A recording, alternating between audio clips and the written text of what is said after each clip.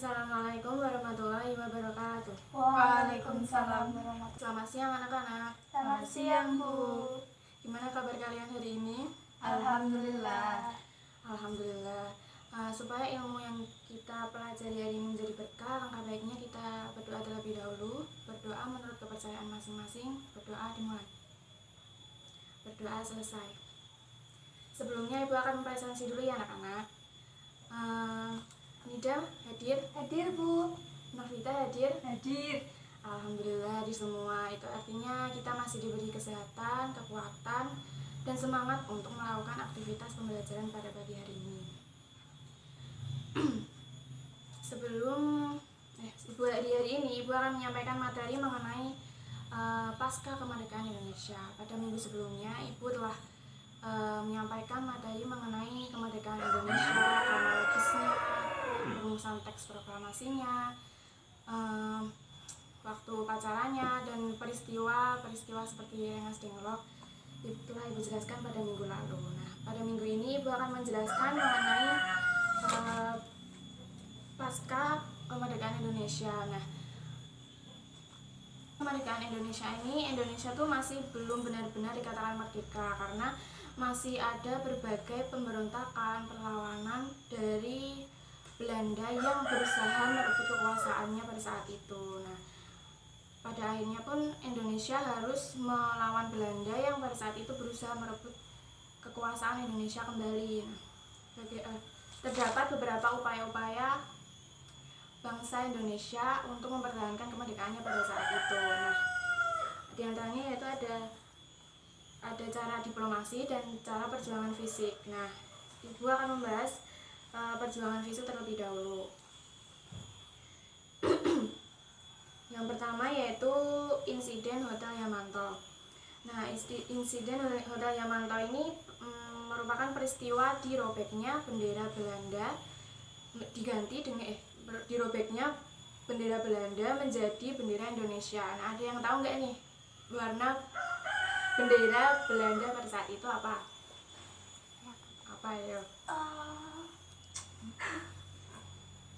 Tahu tidak? Tidak, Bu. Tidak. Sudah.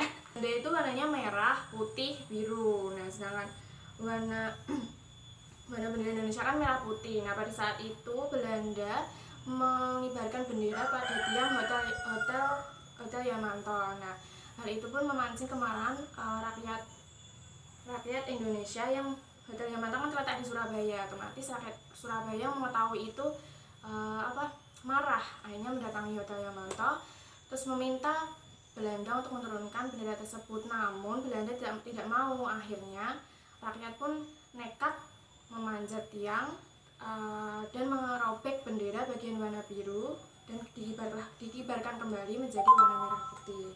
Seperti itu. Yang kedua yaitu ada pertempuran 5 hari di Semarang. Nah, pertempuran ini berdasarkan namanya yaitu terjadi selama 5 hari yang terjadi di Semarang. Nah, pertempuran 5 hari ini terjadi antara rakyat Indonesia di Semarang dengan tentara. Nah, peristiwa ini berawal ketika tawanan veteran Angkatan Laut Jepang yang dipindahkan dari Jepiring ke Bulu. Nah, pemindahan ini dikawal oleh polisi Indonesia. Nah, di tengah perjalanan mereka memberontak dan melarikan diri. Selanjutnya mereka bergabung dengan Batalion Jepang. Nah, pada tanggal 14 Oktober 1945 terdengar kabar bahwa Jepang telah meracuni air yang ada di Candi Semarang. Nah, Dr. Karyadi yang pada saat itu menjabat sebagai Kepala Laboratorium Pusat Rumah Sakit Rakyat memberanikan diri untuk melakukan pemeriksaan terhadap air tersebut, apakah benar-benar diracuni oleh Jepang. Nah, ketika mau memeriksa, Jepang telah terlebih dahulu menembak Dr. Karyadi ini hingga tewas. Nah, hal ini pun memancing kemarahan rakyat Semarang dan akhirnya mereka pun ikut bertempur bersama Tentara Keamanan Rakyat atau TKR selama 5 hari, yaitu pada 15 sampai 20 Oktober 1945. Nah, pertempuran ini berakhir karena adanya mediasi antara pihak Indonesia dengan pihak Jepang. Yang selanjutnya yaitu ada pertempuran Ambarawa. Nah, pertempuran ini terjadi karena terjadinya perlawanan rakyat Indonesia terhadap tentara sekutu yang saat itu ada di Ambarawa. Nah, peristiwa ini diawali dengan kedatangan tentara sekutu di bawah pimpinan Brigadir Jenderal Bertol yang tiba di Semarang pada 20 Oktober 1945. Nah, kedatangan mereka ini bertujuan untuk melucuti senjata tentara Jepang dan mengurus tawanan perang tentara Jepang yang ada di Jawa Tengah. Nah, semula kedatangan tentara sekutu ini disambut baik oleh warganya, terutama oleh gubernur yang pada saat itu dijabat oleh Mr. Wongsonegoro. Mereka menyepakati untuk gubernur ini menyepakati untuk menyediakan bahan makanan dan keperluan lain bagi kelancaran tugas sekutu, dengan janji bahwa sekutu tidak akan mengganggu kedaulatan Indonesia. Namun, tanpa sepengetahuan pihak Indonesia, ternyata tentara sekutu telah mengikutkan tentara Nica yang kemudian mereka bekerja sama untuk membebaskan tawanan perang Belanda di Magelang dan Ambarawa. Para tawanan tersebut malah dipersenjatai sehingga menimbulkan kemarahan dari pihak Indonesia. Nah, hal ini pun menyebabkan terjadinya insiden yang kemudian meluas menjadi sebuah pertempuran terbuka di Magelang dan Ambarawa.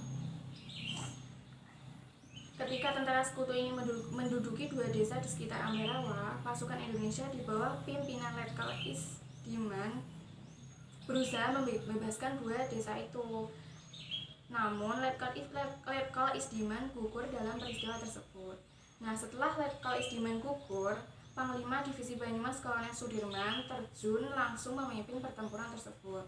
Nah, pada tanggal 12 Desember 1945, Kolonel Sudirman mengadakan rapat dengan para komandan TKR dan Laskar. Kemudian pada tanggal 12 Desember 1945, pasukan Indonesia melancarkan serangan terhadap tentara sekutu di Ambarawa. Nah, pertempuran ini berlangsung sangat sengit. Pasukan Indonesia menggunakan taktik gelar supit orang atau pengepungan rangkap dari kedua sisi sehingga tentara sekutu benar-benar terkepung. Nah, pertempuran ini berlangsung selama beberapa hari. Pada tanggal 15 Desember 1945, pasukan Indonesia berhasil mengalahkan tentara sekutu dan menguasai kota Ambarawa. Nah, kemenangan Indonesia pada pertempuran ini diabadikan dengan didirikannya monumen pahlawan di Ambarawa. Nah, selanjutnya ada peristiwa Bandung Lautan Api. Peristiwa Bandung Lautan Api ini merupakan peristiwa kebakaran besar yang terjadi pada kota Bandung pada saat itu. Nah, kebakaran ini terjadi pada 23 Maret 1946.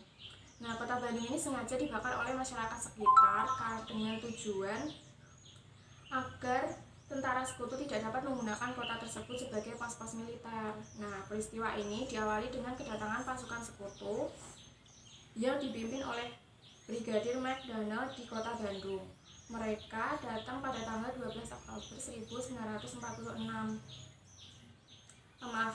Mereka datang pada 12 Oktober 1945. Dengan tujuan melucuti senjata tentara Jepang dan membebaskan tawanan perang.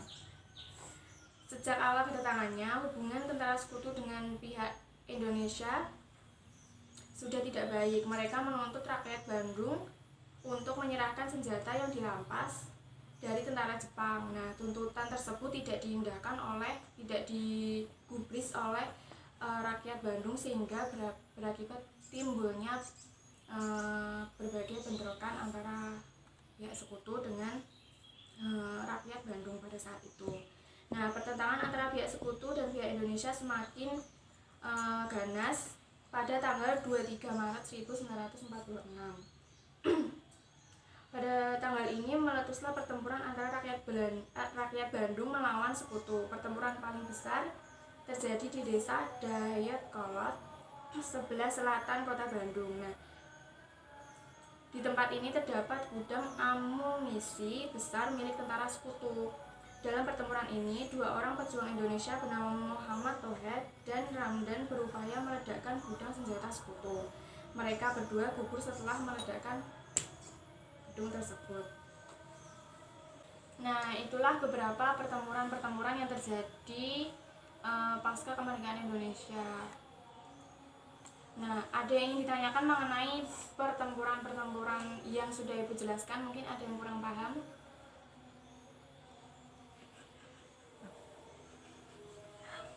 Cukup, Bu. Cukup. Kalau cukup, Ibu akan memberikan tugas untuk minggu depan. Jadi waktunya 1 minggu ya. Nanti nanti kalian membuat infografis. Pilihlah salah satu pertempuran, kemudian buatlah dalam bentuk infografis, kemudian unggah di Instagram kalian masing-masing. Jangan lupa tag Ibu ya. Waktunya 1 minggu, jangan sampai terlambat. Mungkin itu aja tugasnya. Ada yang ingin ditanyakan mengenai tugas yang Ibu berikan? Nah, itu harus menggunakan aplikasi bebas atau gimana? Bebas. Kalian dituntut untuk sekreatif mungkin membuat infografis ini. Jadi semakin menarik, nilai kalian akan semakin bertambah. Jadi sangat disarankan untuk sangat disarankan untuk mengasah kekreatifan kalian dalam membuat infografis. Kalau nggak punya IG gimana, Bu? Iya, Bu. Buat kan tuntutan nih. Mengenai tugas yang Ibu berikan, mungkin pembelajaran akan Ibu akhiri. Pesan Ibu buat kalian, jaga kesehatan.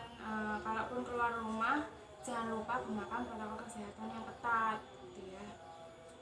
Selalu berpikir positif, intinya jaga kesehatan.